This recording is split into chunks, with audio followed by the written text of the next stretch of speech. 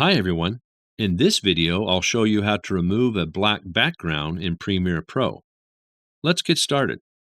First, open Premiere Pro and import your video with the black background. Drag it onto the timeline. Next, go to the Effects panel and search for the Color key effect. Drag this effect onto your video in the timeline.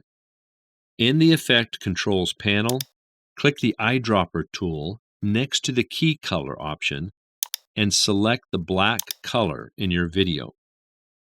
Adjust the tolerance and edge feather settings to fine-tune the effect and remove the black background completely. And that's it. You've successfully removed the black background in Premiere Pro. If you found this video helpful, don't forget to like and subscribe. Thanks for watching, and I'll see you in the next video.